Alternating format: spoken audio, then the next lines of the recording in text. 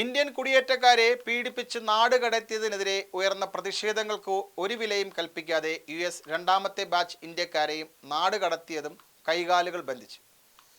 അനധികൃതമായി കുടിയേറിയെന്ന് ആരോപിച്ച് US തിരിച്ചയച്ച ഇന്ത്യക്കാരുടെ രണ്ടാമത്തെ സംഘം ശനിയാഴ്ച അർദ്ധരാത്രിയോടെയാണ് പഞ്ചാബിലെ അമൃത്സർ വിമാനത്താവളത്തിൽ ഇറങ്ങിയത്. കഴിഞ്ഞയാഴ്ച US യുദ്ധവിമാനത്തിലെത്തിയ ആദ്യഘട്ട ഇന്ത്യൻ കുടിയേറ്റക്കാരെയും കൈകാലുകൾ ബന്ധിച്ച് അനങ്ങാൻ പോലും സാധിക്കാത്ത അവസ്ഥയിലാണ് രാജ്യത്തെത്തിച്ചത്. യാത്രയിലുടനീളം കാലുകൾ ചങ്ങലയിൽ ബന്ധിക്കുകയും കൈകളിൽ വിലങ്ങ് വയ്ക്കുകയും ചെയ്തിരുന്നതായി രണ്ടാമത്തെ വിമാനത്തിലുണ്ടായിരുന്ന യാത്രക്കാർ വാർത്താ ഏജൻസിയോട് പറഞ്ഞു. ഇന്ത്യക്കാരെ നേരത്തെ കൈകാലുകൾ ബന്ധിച്ച് US നാട് കടത്തിയ നടപടിക്കെതിരെ പ്രതിപക്ഷം ഒന്നടങ്കം രംഗത്ത് വന്നതോടെ കേന്ദ്ര സർക്കാർ പാർലമെന്റിൽ പ്രസ്താവന നടത്തിയിരുന്നു. വിഷയം US അധികൃതരുമായി ചർച്ച നടത്തുകയും ചെയ്തു. പിന്നാലെ US-ലെത്തിയ പ്രധാനമന്ത്രി നരേന്ദ്രമോദിയുടെ സന്ദർശനത്തിനിടെയും വിഷയം ചർച്ചയായി.